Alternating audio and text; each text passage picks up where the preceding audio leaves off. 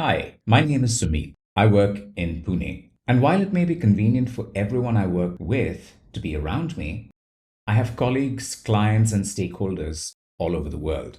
We are all remote in that we're distant from each other. And hence, we're all distributed in the way we work.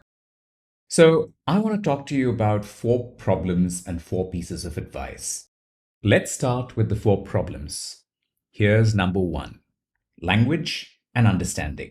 We hold a myth of a global language, but let me tell you where it breaks down. I grew up in India where we speak many languages.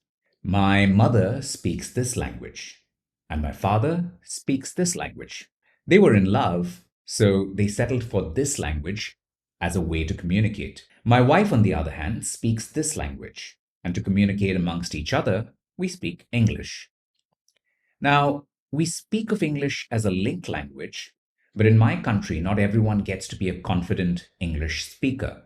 The truth is that many of us start learning English this way. Potato, potato, oh my dear potato, I like potato, you like potato, we like potato, potato, potato, potato.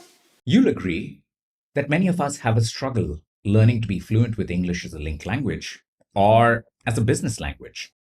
Here's how communication plays out between native English speakers and non native speakers. When an English speaker first says something, a non native English speaker has to process that message. We begin by translating it into a language we're more comfortable with. We then process some more, constructing our own response and structuring it. And finally, we translate back from our regional language to English, so we now have something to say. As you can imagine, this is a slow, cumbersome process, even if it doesn't seem that way. No wonder less fluent English speakers hold back in real time conversations. And then there are misunderstandings. So that's problem number one. How about problem number two? Problem number two is about complexity and time.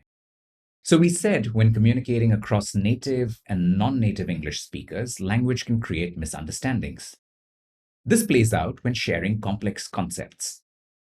Imagine that I'm a non native English speaker who has to share a complex concept with you in real time. It's very likely that my lack of English fluency will confuse you. Even if my English is good, the lack of time and the complexity of the topic may stump you. Complexity is hard to communicate in real time. When we must unravel complexity, it makes sense to slow down. Here's an example. This is my website. Let's say my mom wanted to read it. Here's a version for her in her language. Let's say my Chinese colleagues wanted to read it.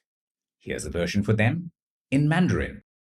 The point I'm trying to make is that we now have access to tools that can help us understand each other well, if only we can slow down. But we don't. And that's problem number two. Problem number three is about the clash between real time communication and remoteness. The hard part about synchronous communication is that it needs people to be in the same physical or virtual space at the same time. This makes real time interactions inflexible. And that means you don't exploit the benefits of remote work. After all, remote work offers you a new paradigm. Because people can work anywhere and anytime, you have access to diverse talent. This allows your business to scale in ways that weren't possible in the past. And yet, we are stuck in that past. That's problem number three. And finally, problem number four.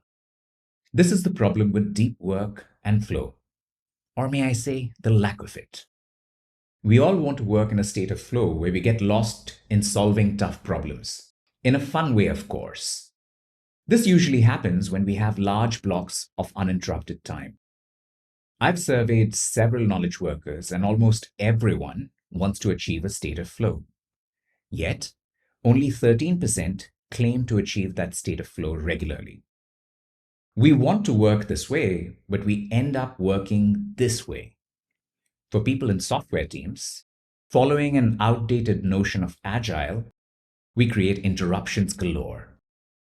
Let me tell you how this affects us. When I asked technologists how much deep work they wish to do, they had modest needs. They said they'd be satisfied with 20 hours of deep work each week. No big deal, right? Guess how much they usually get? 11 hours. And why? Well, they face 18 interruptions each day, most of them thanks to video conferencing and instant messaging. And people sometimes blame remote work for this, but I believe this is a problem with our ways of doing agile. There are just too many meetings, and they interrupt our need for deep work and flow.